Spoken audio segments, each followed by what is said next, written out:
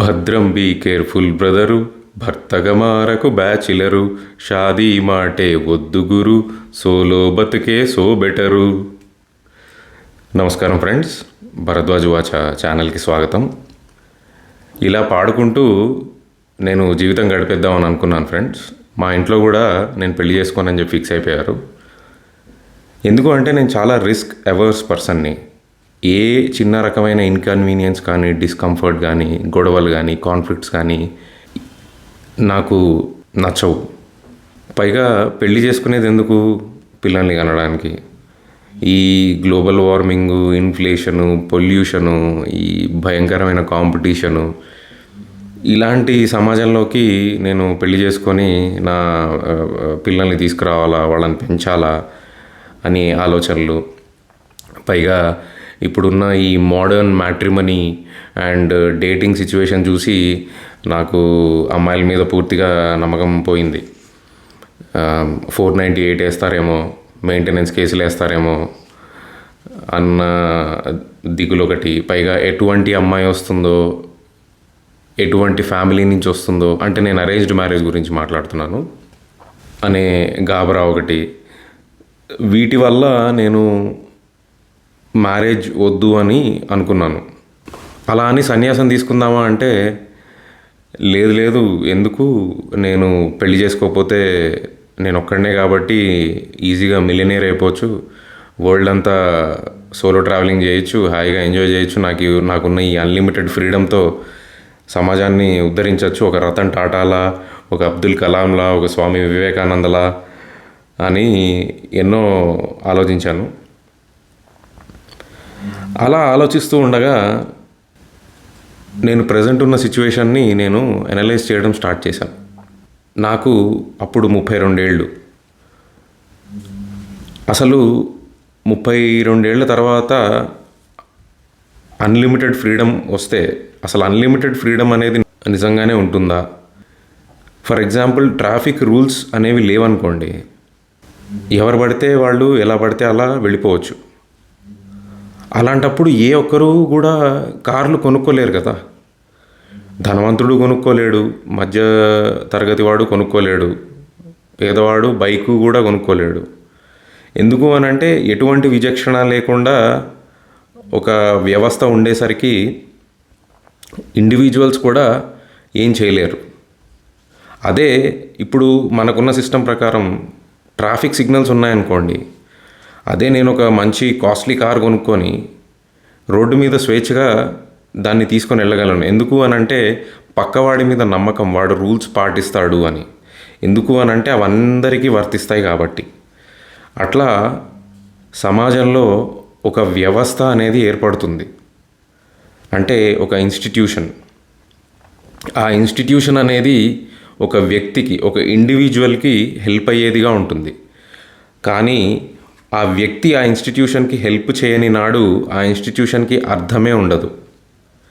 దీన్ని మనం పెళ్ళికి అన్వయిస్తే, పెళ్ళి అనే ఇన్స్టిట్యూషన్కి, వ్యవస్థకి ఇప్పుడు గడ్డుకాలం ఏర్పడింది. సోషల్ మీడియాలో ఎక్కడ చూసినా పెళ్ళి చేసుకోకండి, లేటుగా చేసుకోండి, అసలు చేసుకోకండి అనే చెప్తున్నారు ఖరాఖండిగా. దీనికి చాలామంది సెలబ్రిటీసు, యూట్యూబర్సు వత్తాసు పాడుతున్నారు. ఇది చాలా డేంజరస్ ట్రెండ్ అని నా అభిప్రాయం. సో ఇలా ఆలోచిస్తూ ఉండగా నాకు ఒకటి అర్థమైంది ఫ్రెండ్స్. రతన్ టాటా లాగా నేను సమాజాన్ని ఉద్ధరించలేను. ఎందుకు అని అంటే మనలో 99% జనాలకి, అంటే మెజారిటీ జనాలకి చిన్నప్పుడు ఒక మంచి కొడుకు లేదా కూతురు ఇలా మన తల్లిదండ్రులకి పెద్ద అయిన తర్వాత జాబ్ చేస్తూ ఒక సమాజంలో ఒక గౌరవనీయ పొజిషన్లో ఉంటూ సమయానికి పెళ్లి చేసుకొని పిల్లల్ని కానీ వాళ్ళని కూడా ఒక మంచి పౌరులుగా తీర్చిదిద్దడం కంటే మనం ఏం చేయలేం. మెజారిటీ ఆఫ్ ది జనాలు అంతకంటే ఇంకేం చేయలేరు. అంతవరకు చేశాము అని అంటే మనం లైఫ్లో దిగ్విజయాన్ని పొందామనే చెప్పాలి. అదే మీనింగ్ ఆఫ్ లైఫ్ కూడా. మీనింగ్ ఆఫ్ లైఫ్ అంటే రెస్పాన్సిబిలిటీ అని అర్థమైంది నాకు ఈ ఆలోచనలన్నీ చేస్తూ ఉంటే. సరే, నేను మీనింగ్ ఆఫ్ లైఫ్ అంటే రెస్పాన్సిబిలిటీ కరెక్టే, కానీ ఆ రెస్పాన్సిబిలిటీ తీసుకోవడానికి నేను రెడీగా ఉన్నానా అని నాకు నేను ప్రశ్న వేసుకున్నాను. నేనేమీ ఒక యూజ్లెస్ ఫెలోని కాదు. ఒక మంచి ఉద్యోగం చేస్తున్నాను, ఇల్లు కొనుక్కున్నాను, సమాజంలో ఒక గౌరవనీయ పొజిషన్లో ఉన్నాము. ఒక మహిళ నన్ను భర్తగా, నేను తనని భార్యగా స్వీకరించి నేను గనక పెళ్లి చేసుకొని తను నా ఇంటికి వస్తే ఎంతో ఆనందంగా చూసుకునే స్తోమత నాకుందా అని ఆలోచించాను. అసలు 498A నా మీద ఎందుకు వేస్తుంది? నేను అలాంటి వాడినా, లేదంటే నా కుటుంబ సభ్యులు అలాంటి వాళ్ళ, నా తోడబుట్టిన వాళ్ళు అలాంటి వాళ్ళ, నా చుట్టుపక్కల అలాంటి వాళ్ళు ఉన్నారా, నా బంధువులు అలాంటి వాళ్ళు ఉన్నారా అని ఆలోచించాను. లేదే. సరే, పెళ్లి చేసుకుంటే నాకేమైనా ఫ్రీడమ్ పోతుందా అంటే, అసలు ఇందాకే మనం చెప్పుకున్నట్టు అన్లిమిటెడ్ ఫ్రీడమ్ అనేది ఒక మిత్. అన్లిమిటెడ్ ఫ్రీడమ్తో అన్లిమిటెడ్ అన్ప్రెడిక్టబిలిటీ కూడా వస్తుంది. ఇప్పుడు ఒక కపుల్కి అన్ప్రెడిక్టబిలిటీ ఏముంటుంది? పెళ్ళైతే పిల్లలు పుడతారు, వాళ్ళని పెంచి పెద్ద చేస్తాము, స్కూల్లో వేస్తాము, వాళ్ళకి అన్నీ సరిగ్గా చూసుకొని తర్వాత వాళ్ళకి పెళ్ళిళ్ళు అవి చేస్తాము. కానీ సింగిల్గా ఉంటే ఎన్నో రకాల అన్ప్రెడిక్టబుల్ ఈవెంట్స్ అనేవి లైఫ్లో చోటు చేసుకుంటాయి. పైగా మెంటల్గా చాలా ఇష్యూస్ వస్తాయి. ఎక్స్ట్రీమిజంకి వెళ్ళిపోయే ఛాన్సెస్ చాలా ఎక్కువ ఉంటాయి. ఈ వీడియో పూర్తిగా చూసినట్టయితే నేను ఇంకా ఏ విధంగా ఆలోచించి పెళ్ళి చేసుకుందాము అన్న డెసిషన్కి వచ్చాను అనేది మీకు అర్థమవుతుంది. కాబట్టి వీడియో పూర్తిగా చూడండి. మనిషి అనేవాడు సంఘజీవి. ఒక తోడు అనేది లేకుండా మనిషి బ్రతకలేడు. హిమాలయాలకు వెళ్ళిపోయి ఐసోలేషన్లో తపస్సు చేసుకునే సాధువుల్ని మినహాయిస్తే మిగిలిన ప్రతి మనిషికి ఏదో ఒక రిలేషన్షిప్ ఉంటుంది. ఆ రిలేషన్షిప్ లేకపోతే మెంటల్గా చాలా దిగజారిపోతాం. ఎక్స్ట్రీమిజం అండ్ అడిక్షన్కి వెళ్ళిపోయే డేంజర్స్ ఉన్నాయి. అలాంటి ఎక్స్ట్రీమిజం నుంచి మనని కాపాడగలిగే ఒక రిలేషన్షిప్పే, ఒక ఇన్స్టిట్యూషనే మ్యారేజ్. మీరు అబ్జర్వ్ చేయండి, ఈవెన్ సింగిల్గా ఉన్నవాళ్ళు కూడా బయటికి వెళ్ళడాలు, పార్టీలు చేసుకోవడాలు, తమలాంటి వాళ్ళతో తిరగడాలు, ఒక సోషల్ సర్కిల్ని మెయింటైన్ చేయడం వాళ్ళకి మెంటల్గా చాలా స్ట్రెంగ్త్ని ఇస్తుంది. అలా కాకుండా ఐసోలేషన్లో లోన్లీనెస్తో గడిపేవాళ్ళు ఎక్స్ట్రీమ్ బిహేవియర్ ప్రదర్శించడం మనం చాలా చూస్తూనే ఉన్నాం. పైగా సోషల్ మీడియాలో కూడా men going their own way అనే మూవ్మెంట్ కానీ, లేదంటే మై బాడీ మై చాయిస్ అనే మూవ్మెంట్ కానీ, ఇట్లాంటివి సాగించిన వాళ్ళు నాకెందుకో హిపోక్రిటికల్గా అనిపిస్తారు. మై బాడీ మై చాయిస్ అన్న వాళ్ళే ఇప్పుడు పెళ్లి చేసుకొని పిల్లల్ని కానీ సెటిల్ అవుతున్నారు. Men going their own way అనే మూవ్మెంట్ కూడా నాకు ఎందుకో అంత సమాజానికి ఉపయోగకరంగా నాకు అనిపించదు. ఎక్స్ట్రీమిజం, అడిక్షన్ అండ్ లోన్లీనెస్కి మన మగవాళ్ళు గురవుతున్నారు, అడిక్షన్కి బాగా గురవుతున్నారని నాకు అనిపిస్తుంది. వీటన్నిటి నుంచి కూడా మనకి ఒక సాంగత్యం, మంచి సాంగత్యం మన మ్యారేజ్ అనే ఇన్స్టిట్యూషన్లో దొరుకుతుంది. ఇందాక మనం చెప్పుకున్నట్టు ఒక ఇండివిజువల్కి సాంత్వన ఒక ఇన్స్టిట్యూషన్ ఇస్తుంది. నేను ఇన్స్టిట్యూషన్ గురించి మాట్లాడుతున్నాను ఈ వీడియోలో. ఆడవాళ్ళు ఇలా ఉన్నారనో, మగవాళ్ళు ఇలా ఉన్నారనో, ఆడపిల్లల తల్లిదండ్రులు ఇలా ఉన్నారనో, అసలు సిచ్యువేషన్ ఇలా ఉంది, నేను ఇలా ఉంటే పెళ్లి చేసుకోమని మీరు సలహా ఎలా ఇస్తారు అని చెప్పేసి కమెంట్ పెట్టే ముందు నా విజ్ఞప్తి ఏంటంటే, ఈ వీడియోలో మనం జస్ట్ ఇన్స్టిట్యూషన్ గురించి మాట్లాడుతున్నాం, ఇండివిజువల్ గురించి కాదు. అవన్నీ ఇండివిజువల్ ప్రాబ్లమ్స్. ఇండివిజువల్ సరిగ్గా ఉంటే ఆ ప్రాబ్లమ్స్ అన్నీ రావు. రతన్ టాటా తాను పెళ్లి చేసుకోలేదని చాలా రిగ్రెట్ అయ్యారు. ఒకటి రెండు ఇంటర్వ్యూస్లో చెప్పారు. అట్లానే అందరు సెలబ్రిటీస్ని నేను నిందించట్లేదు, కానీ చాలామంది సెలబ్రిటీస్ పెళ్ళి చేసుకోమని కూడా చెప్పేవాళ్ళు ఉన్నారు. ఫర్ ఎగ్జాంపుల్ MS ధోని ఒక ఇంటర్వ్యూలో సరదాగా మన లైఫ్లో డ్రామా వైఫ్ నుంచి వస్తుంది, కానీ మనకు అది అలవాటు అవ్వాలి అని చెప్పి అని అంటారు. అందరు ఇంటర్వ్యూ అక్కడి వరకే చూస్తారు, కానీ తర్వాత తన్మయ్ భట్ అడిగిన క్వశ్చన్ ఎవరు పట్టించుకోలేదు. తన్మయ్ భట్ ఏమని అడుగుతాడంటే, ఇంతకీ పెళ్లి చేసుకోవాలా వద్దంటారా అని అంటే చేసుకోమనే చెప్తున్నారు. నేను ఆ MS ధోని వీడియో కింద కమెంట్లో పెడతాను, మీరు చూడండి. మీరు ఒకటి అబ్జర్వ్ చేసినట్టయితే ఇందాక నేను పాడిన పాట రచయితకి, సింగర్కి, యాక్ట్ చేసిన వారికి, తీసిన వారికి అందరికీ పెళ్ళిళ్ళు అయినాయి. కానీ పెళ్ళి కాని వారు మాత్రం ఆ పాటని ఓన్ చేసుకొని తెగ ఆనందపడిపోతూ ఉంటారు. మీరు అబ్జర్వ్ చేస్తే బాగా రిచ్ పీపుల్, అంబానీల దగ్గర నుంచి బాగా poor people, rich people and poor people పెళ్ళిళ్ళు చేసుకుంటున్నారు. ఈ పెళ్ళి చేసుకోము అని మొండికేసే వాళ్ళు ఎవరు అని అంటే మన మిడిల్ క్లాస్ వాళ్ళే. మిడిల్ క్లాస్ వాళ్ళకే ఇలాంటి భయాలు పట్టుకున్నాయి. ఇంకొకటి మీరు అబ్జర్వ్ చేస్తే సమాజంలో పెళ్ళి కాని వారికి మర్యాద లేదు. సమాజం ఎంత అభివృద్ధి అయినా కూడా పెళ్ళి కాని వారికి మర్యాద తక్కువగానే ఉంటుంది. పెళ్ళి అయిన వాళ్ళే మెజారిటీగా ఉంటారు. ఎందుకు అని అంటే ఒక సొసైటీ రన్ అయ్యేది ఒక ఫ్యామిలీ యూనిట్ వల్ల. ఒక ఫ్యామిలీ అనేది smallest unit of a society కాబట్టి ఆ సింగిల్ పర్సన్స్ ఎప్పుడూ మైనారిటీలోనే ఉంటారు. వారిని గవర్నమెంట్ కూడా పట్టించుకోదు. మీరు అబ్జర్వ్ చేసే ఉంటారు, ఆల్రెడీ జపాన్, సౌత్ కొరియా ఇలాంటి దేశాల్లో పాపులేషన్ తక్కువ అవడం వల్ల కపుల్స్కి గవర్నమెంట్ పిల్లల్ని కనడానికి ఇన్సెంటివైజ్ చేస్తుంది. ఈవెన్ మన ఆంధ్రప్రదేశ్ ప్రభుత్వం కూడా రీసెంట్గా చంద్రబాబు నాయుడు గారు పాపులేషన్ వృద్ధి గురించి ఆయన మాట్లాడుతూ ఇట్లాంటి పథకాలనే తీసుకొస్తున్నారు. కాబట్టి సింగిల్ పర్సన్స్ని ఏ గవర్నమెంటు పట్టించుకోదు, ఎవరు పట్టించుకోరు. సింగిల్గా ఉంటే మనం హ్యాపీగా ఉండొచ్చు, ఖర్చులు లేవు, ఖర్చులు తక్కువ ఉంటాయి అనే అపోహ ఉంది జనాల్లో. అది ఎంత మాత్రం నిజం కాదు. సింగిల్గా ఉంటే ఇల్లు కొనుక్కోవాలి, ఏసీ, ఫ్రిడ్జ్, టీవీ ఇవన్నీ సపరేట్గా కొనుక్కోవాలి, అద్దె సపరేట్గా కట్టాలి. ఇవన్నీ ఖర్చులే కదండి. పైగా గ్లోబల్ వార్మింగ్కి మీరు యాడ్ చేసిన వాళ్ళు అవుతారు. అదే పెళ్లి చేసుకున్నారనుకోండి, అలా అవ్వదు కదా. ఒక ఫ్యామిలీ యొక్క కార్బన్ ఫుట్ ప్రింట్ ఒక ఇండివిజువల్ సింగిల్ పర్సన్ కంటే చాలా తక్కువ ఉంటుంది లైఫ్ టైం పర్ క్యాపిటా లెక్కన మనం చూస్తే కనుక. అమెరికాలో ఒక సర్వే జరిగింది, సింగిల్గా ఉండడం కాస్ట్లీయా, కపుల్గా ఉండడం కాస్ట్లీయా అని. ఏం తేలింది అని అంటే సింగిల్గా ఉండడమే కాస్ట్లీ అని వాళ్ళు తేల్చారు. ఆ ఆర్టికల్ లింక్ కూడా నేను డిస్క్రిప్షన్లో ప్రొవైడ్ చేస్తాను, మీరు చూడండి.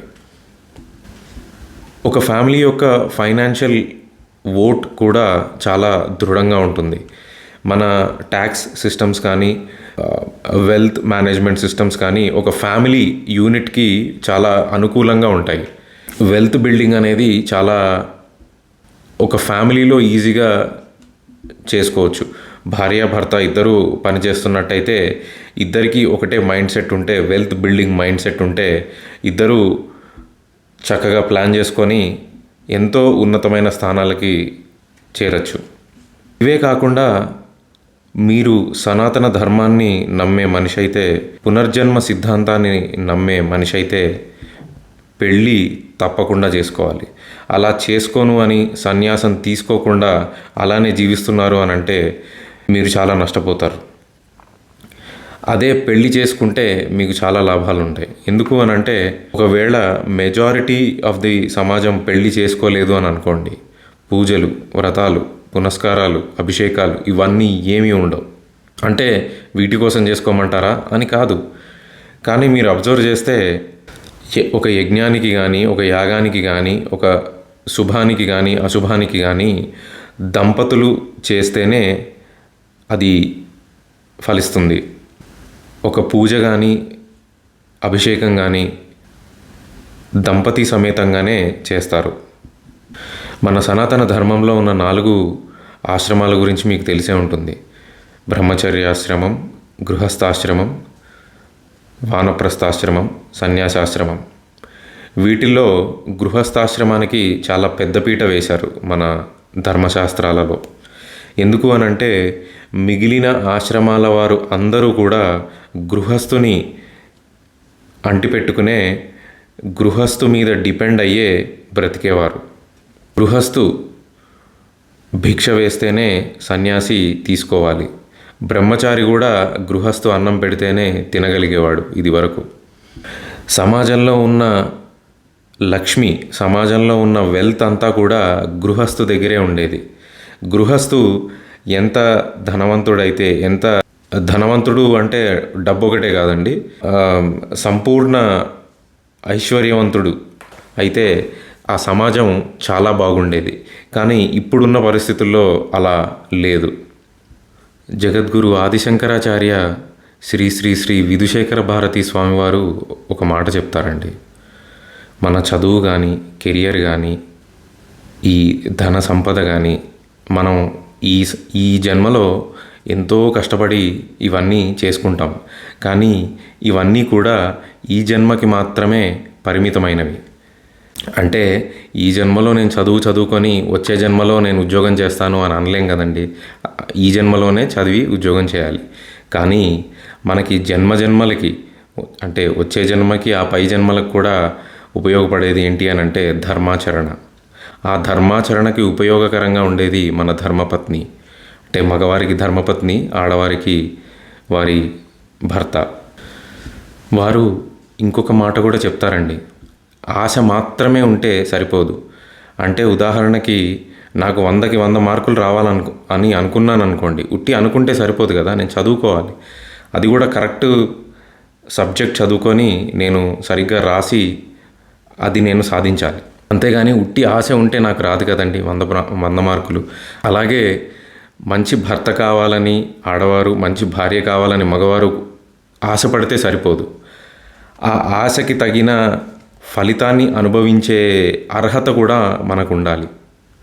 అంటే ఇందాక మన ఉదాహరణలో చెప్పుకున్నట్టు, నేను సరిగ్గా చదివితే ఎలాగైతే 100కి 100 మార్కులు వచ్చి ఉత్తీర్ణుణ్ణి అవుతానో, నేను సరిగ్గా ధర్మబద్ధంగా ఉన్నాను అని అంటే అటువంటి భార్య నాకు వస్తుంది. ఇద్దరం కలిసి ఇంకా మా ఈ ధర్మాన్ని ముందుకు తీసుకెళ్ళడానికి ఇంకా కృషి చేయొచ్చు. ఇదే మాటని ఇన్వెస్టర్, ఫిలాసఫర్ చార్లీ మంగర్ ఏం చెప్తారు అని అంటే, to get what you want you have to deserve what you want. The world is not yet a crazy enough place to reward a whole bunch of undeserving people. అంటే మీకు ఎలాంటి wife లేదా మీకు ఎలాంటి హస్బెండ్ రావాలని కోరుకుంటున్నారో, మీరు అలాంటి క్వాలిటీస్ని మీలో మీరు మేనిఫెస్ట్ చేసుకోవాలి. అలాంటి క్వాలిటీస్ మీలో మీరు ఉన్నాయా అనేవి ముందు చూసుకోవాలి. పెళ్ళి అనేది ఒక నమ్మకంతో చేసుకోవాలి, కానీ ఎవరో ఫోర్స్ చేశారని చేసుకోకూడదు. అంటే the marriage should happen on a leap of faith, not because somebody is behind you to get married. ఆ ట్రస్ట్, ఆ ఫెయిత్, ఆ నమ్మకం అనేది సొసైటీలోంచి డిసపియర్ అయిపోతుంది. మ్యారేజ్ అనేది it is about giving, not taking. So మనం ఎంత ఇవ్వగలం అనేది ఆలోచించండి, ఎంత తీసుకోగలం అనేది కాదు. నేను పెళ్ళి ఎందుకు చేసుకోను అని అనుకుంటున్నాను అని మీరు ఆలోచించండి. మీరు ఏమైనా యూజ్లెస్ పర్సనా? మీకు ఇమ్మెచ్యూరిటీ ఉందా? Are you unable to take care of another person? You can't even take care of one other person. అసలు ఫ్యామిలీ అనేది బర్డెన్గా ఎందుకు ఫీల్ అవుతున్నారు? కేసులు వేసే పరిస్థితి మీకు వస్తుంది అని మీరు ఎందుకు అనుకుంటున్నారు? మ్యారేజ్ అనేది ఒక షాకిల్స్, అంటే మ్యారేజ్ అనేది ఒక సంకెళ్ళు అని ఎందుకు అనుకుంటున్నారు? ఇవన్నీ ఆలోచిస్తే ఆన్సర్ మీకే దొరుకుతుంది. ఆఖరిగా ఒక మాట చెప్తాను, మనిషికి సఫరింగ్ అనేది ఇన్ఎవిటబుల్ అండి. కష్టాలు ఖచ్చితంగా వస్తాయి. కానీ ఒక కుటుంబం, ఒక మంచి ఫ్యామిలీ ఆ సఫరింగ్ అనేది బేరబుల్గా చేస్తుంది. మీరు అదృష్టవంతులు, ఫార్చునేట్ పర్సన్ అయితే మీరు కష్టాల్లో ఉన్నప్పుడు, మీరు లైఫ్లో దెబ్బతిని ఉన్నప్పుడు మీకంటూ నలుగురు, మీ ఫ్యామిలీ మెంబర్స్, ఎస్పెషల్లీ మీ భార్య, మీ పిల్లలు మీతో ఉన్నారు అని అంటే మీరు చాలా అదృష్టవంతులుగానే భావించాలి. చాలామంది పెళ్ళి అనేది ఒక యావజ్జీవ కారాగార శిక్ష అనుకుంటారండి, వాళ్ళకి ఏదో సంకెళ్ళు వేసేసినట్టు. కానీ మీరు ఆలోచించండి, ఆ సంకెళ్ళు లేకపోతే మీరు ఏమీ నేర్చుకోలేరు. మీరు ఒక ఉన్నతమైన వ్యక్తిగా ఎదగాలి అని అంటే పెళ్ళి అనేది అవసరం. పెళ్ళి చేసుకుంటే ఫ్రీడమ్ ఉండదు అనేది అపోహ మాత్రమే. ఎందుకంటే అపరిమితమైన ఫ్రీడంలో అన్ప్రెడిక్టబిలిటీ ఉంటుంది. పెళ్ళి అనేది spiritual unification of two people. అది ఎంతో అందంగా ఉంటుంది. పెళ్లి చేసుకుంటే రోజు ఆనందమయంగా ఆహ్లాదకరంగా ఉంటుందని నేను మీకు భరోసా ఇవ్వలేను, కానీ గృహస్థాశ్రమమే మేలు. గొడవలు, ఇన్కన్వీనియన్స్, డిస్కంఫర్ట్ ఉన్నా కూడా అవన్నీ కూడా మనిషిగా, ఇండివిజువల్గా నేను ఎదగడానికే అని భావించి రియలైజ్ అయ్యి నేను పెళ్లి చేసుకుందాము అని చెప్పి నిర్ణయించుకొని పెళ్లి చేసుకున్నాను. And I don't have buyer's remorse. మీకు ఈ వీడియో నచ్చినట్టయితే లైక్, షేర్ అండ్ సబ్స్క్రైబ్ చేసుకోండి. పెళ్ళి కాని వాళ్ళు ఈ వీడియో తప్పక చూడాలి. పెళ్ళి అయిన వాళ్ళు కూడా చూడాలి. ఎందుకు అనంటే తాము కరెక్ట్ డెసిషన్ తీసుకున్నామో లేదో తెలియాలి కదా. అట్లానే తమ పిల్లలకు పెళ్ళి అవ్వట్లేదు అని ఆందోళన పడే తల్లిదండ్రులకి ఈ వీడియో షేర్ చేయండి. వచ్చే వీడియోలో మళ్ళీ కలుద్దాం. Thank you.